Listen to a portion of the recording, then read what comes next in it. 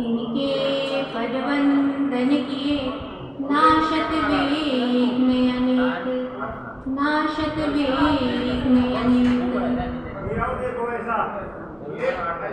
श्री राधे राधे गोविंद गोविंद राधे, श्री राधे राधे गोविंद गोविंद राधे, श्री राधे राधे गोविंद गोविंद राधे, श्री राधे राधे गोविंद गोविंद राधे, श्री राधे राधे गोविंद गोविंद राधे, गोविंद राधे गोपाल राधे, गोविंद राधे गोपाल राधे, श्री राधे राधे गोविंद गोविंद राधे, श्री राधे राधे गोविंद गोविंद राधे, गोविंद राधे गोपाल राधे, गोविंद राधे गोपाल राधे, श्री राधे राधे गोविंद गोविंद राधे, राधे राधे गोविंद गोविंद राधे राधे राधे गोविंद गोविंद राधे, राधे राधे गोविंद गोविंद राधे गोविंद राधे गोपाल राधे, गोविंद राधे गोपाल राधे श्री राधे राधे गोविंद गोविंद राधे, श्री राधे राधे गोविंद गोविंद राधे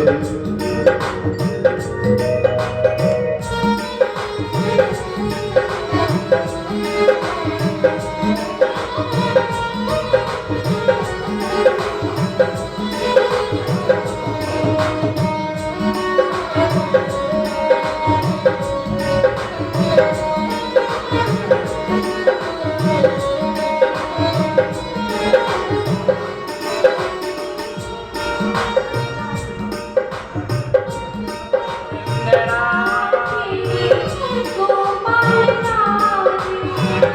गोविंद राधे गोपाल राधे गोविंद राधे गोपाल राधे राधे राधे गोविंद गोविंद राधे राधे राधे गोविंद गोविंद राधे।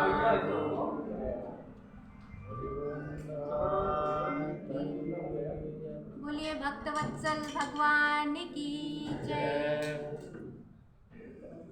राधा सर्वेश्वर भगवान की जय, गिरिराज महाराज की जय, पूज्य सद्गुरुदेव भगवान की जय। जय जय श्री राधे, जय जय श्री राधे, जय जय श्री राधे श्याम।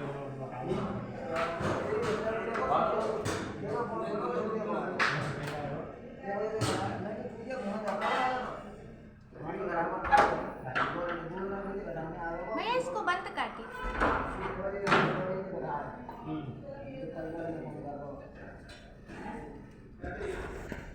करूं? बोलो। बात चालू कर।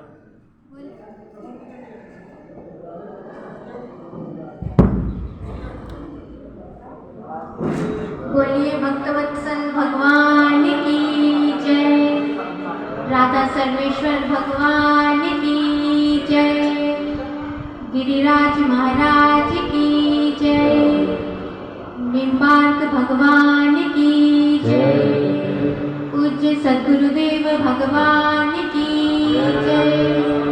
जय जय श्री राधे, जय जय श्री राधे, जय जय श्री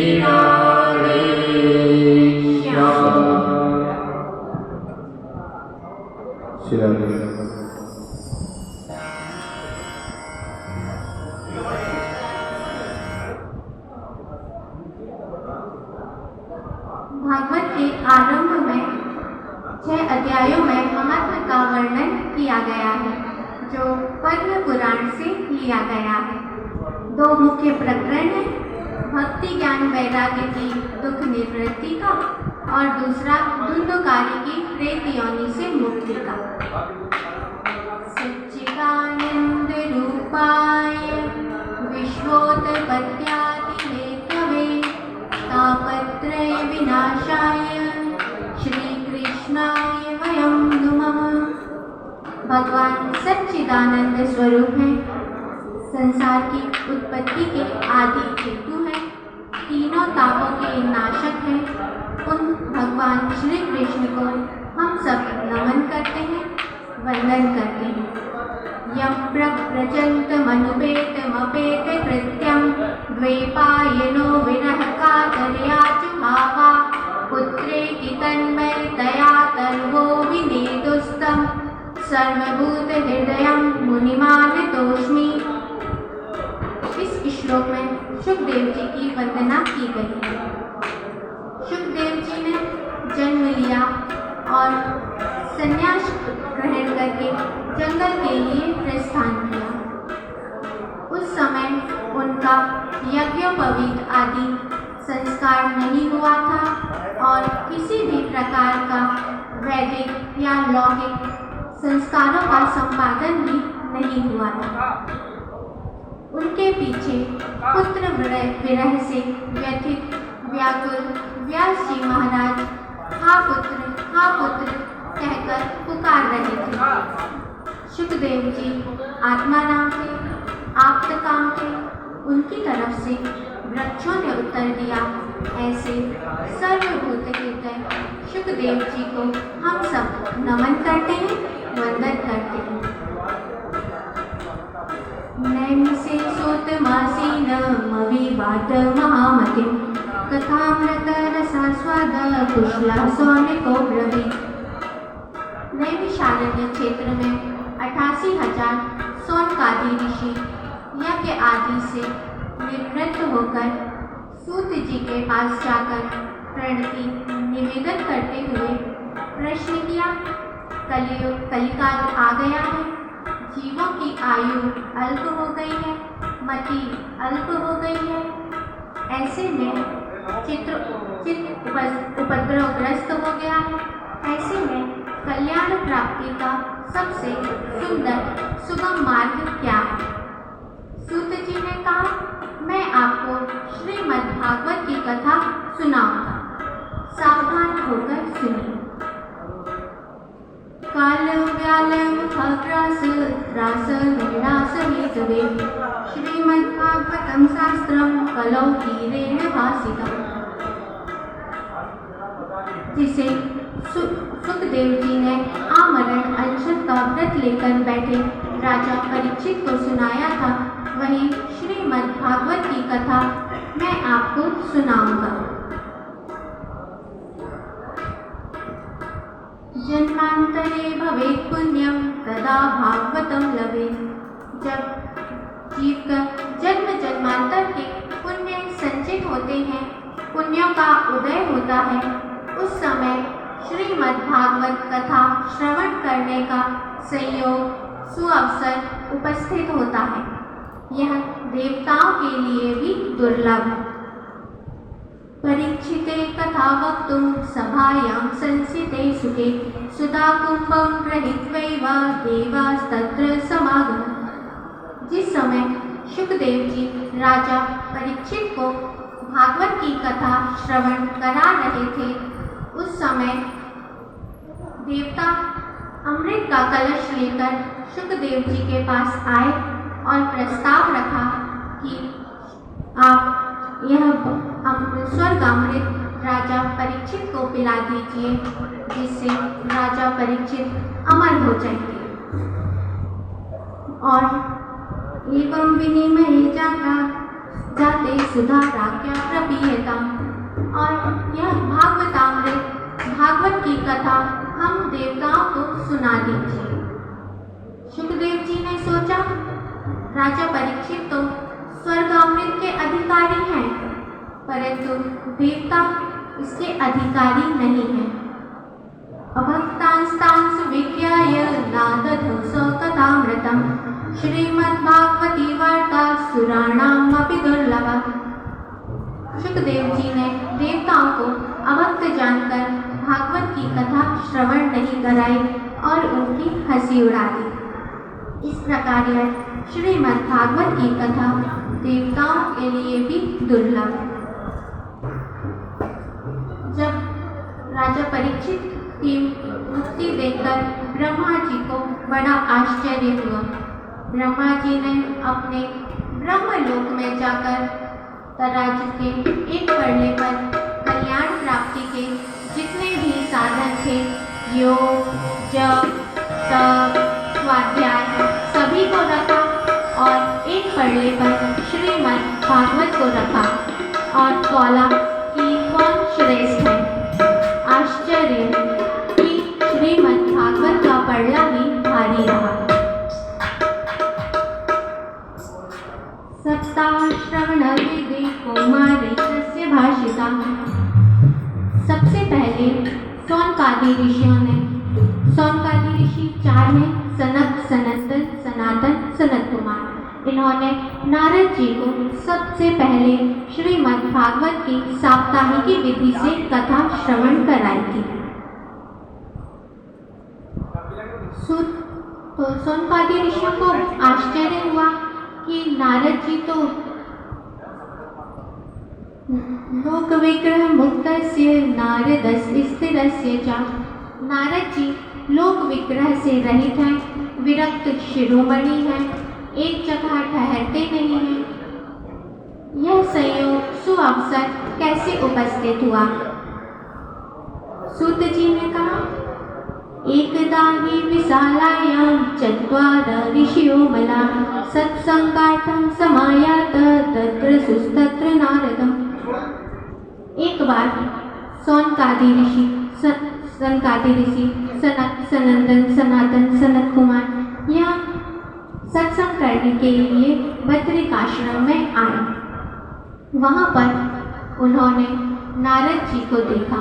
नारद जी दुखी थे, चिंतित थे। पूछा नारद जी से, इदानीं शून्य चित्तोऽसि गतो वित्तो यथा जना। नारद जी, अभी आप दुखी हैं, चिंतित हैं, आपकी चिंता का क्या कारण है? नारद जी ने कहा कि एक बार मैं तीर्थाटन करने के लिए मृत्युलोक में गया। वहाँ पर मैंने सभी तीर्थों का भ्रमण किया।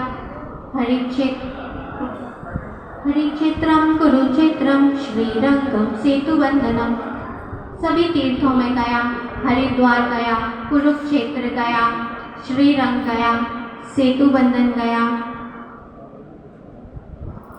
पुष्कर गया, प्रयाग गया, लेकिन मुझे कहीं भी शांति नहीं मिली। कलयुग ने अपना राज्य स्थापित कर लिया है। यह देखकर इस कारण संसार में किसी को भी दान, दया, शौच, आंतरिक और बाहरिक स्वच्छता, यह किसी में भी नहीं है। सत्यवादी कोई भी नहीं है इस प्रकार में। और मैंने देखा कि यहाँ पर ब्राह्मण धन लेकर वेदाध्ययन कराते हैं। लोग कन्याओं का विक्रय करने लगे हैं। इस प्रकार में देखता हुआ, ना योगी नैव सिद्धो वा ना ज्ञानी सत्क्रियो नरा।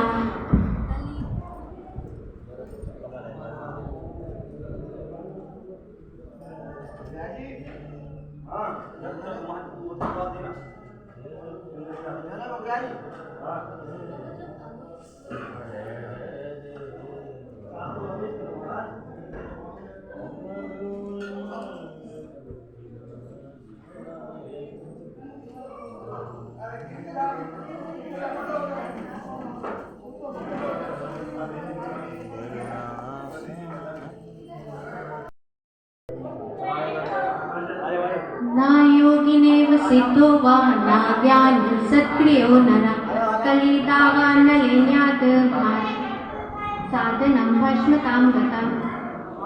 इस कलिकाल के कारण ना कोई योगी बचा है, ना कोई सिद्ध बचा है, ना कोई कर्म कांडी बचा है। इस कलिकाल में कल्याण प्राप्ति के जितने भी साधन हैं सबको नष्ट भ्रष्ट कर दिया है। इस प्रकार में कलयुग के दोषों को देखता हुआ और आगे चला। फिर मैं यमुना के तट पर पहुंचा। वहाँ पर मैंने एक आश्चर्य देखा। एका तो तरुणी तत्र निसन्ना खिन्न मानसा। एक तरुणी स्त्री थी, उसके पास दो वृद्ध पुरुष सो रहे थे। बहुत सी देवियाँ उसकी सेवा कर रही थी। मैं वहाँ से जा रहा था तो उस देवी ने मुझे रोका। भो भो छादो साधो क्षणं तिष्ठं चिंतामपि नाशय।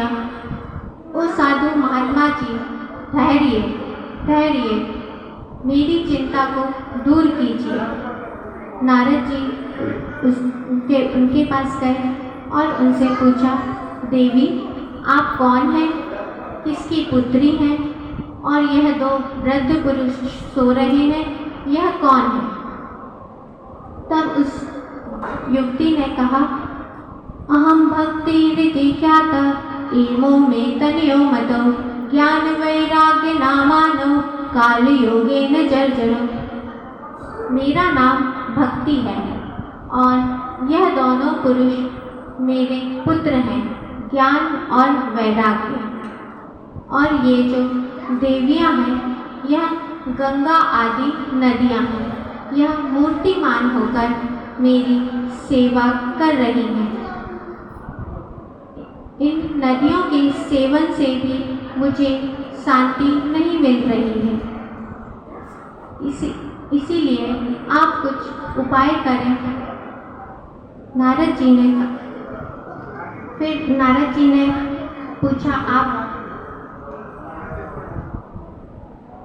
आप कहाँ से, आप कौन हैं, किसकी पुत्री हैं? तो उन्होंने कहा, उत्पन्ना द्रविड़ेशाहं वृद्धिं कर्णाटके गता क्वचित् क्वचिन् महाराष्ट्रे गुर्जरे जीर्णतां गता। मेरी उत्पत्ति द्रविड़ देश में हुई है, कर्नाटक में मेरी वृद्धि हुई, महाराष्ट्र में मेरा पोषण हुआ और गुजरात में आकर मैं वृद्ध हो गई और मेरे ये दोनों पुत्र भी वृद्ध हो गए।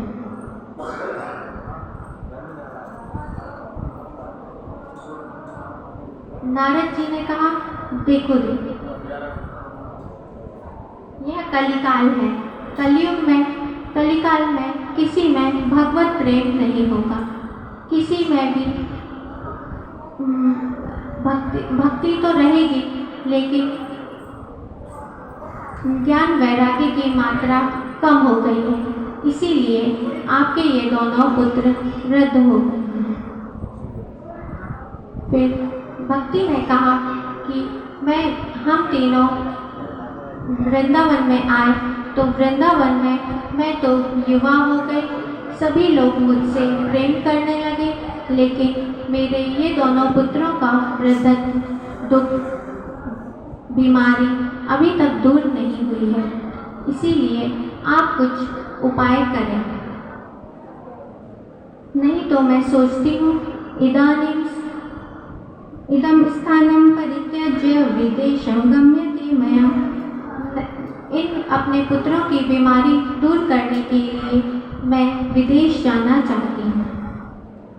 प्रायः यह देखा जाता है कि माता तो वृद्ध होती है और पुत्र युवा होते हैं, लेकिन यहाँ पर कुछ दूसरा ही। यहाँ पर मैं तो युवा हूँ लेकिन मेरे ये दोनों पुत्र वृद्ध हो गए हैं, जर्जर हो गए हैं, दुखी हैं, रोगी हैं। नारद जी ने कहा, वृंदावनम संयोगात् पुनरस्तो तरुणीनः धन्यं वृंदावनं तेन भक्तिर्नृत्यति यत्र च। यह यह वृंदावन धाम की महिमा है कि यहाँ पर भक्ति तो सर्वत्र नृत्य करती है, इसीलिए यह वृंदावन धाम की महिमा, यह वृंदावन की धाम की महिमा है। नारद जी ने कहा, इस देवी, इसमें तुम्हारा दोष नहीं है, यह कलिकाल है। इस कलिकाल में एक बहुत ही अच्छा कलयुग में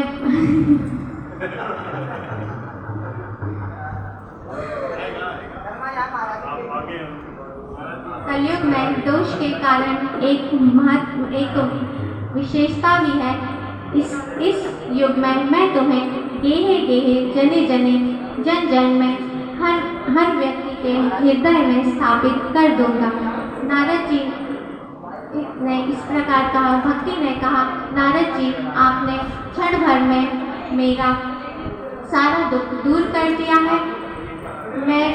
मैं अब आपको कभी छोड़कर नहीं जाऊंगी, सदा आपके हृदय में निवास करूंगी।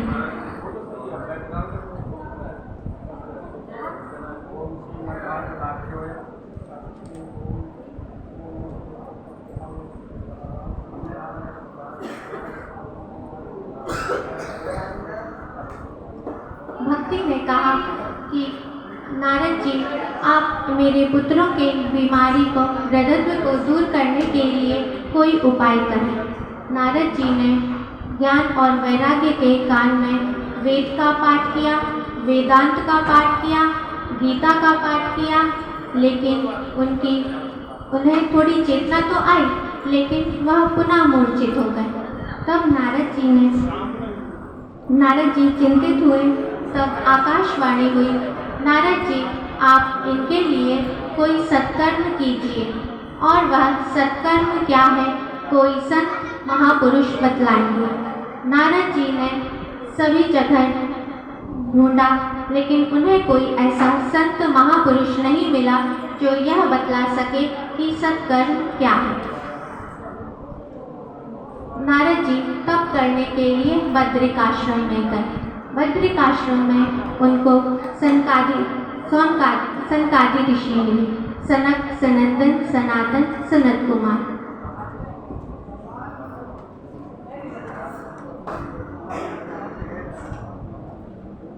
नारद जी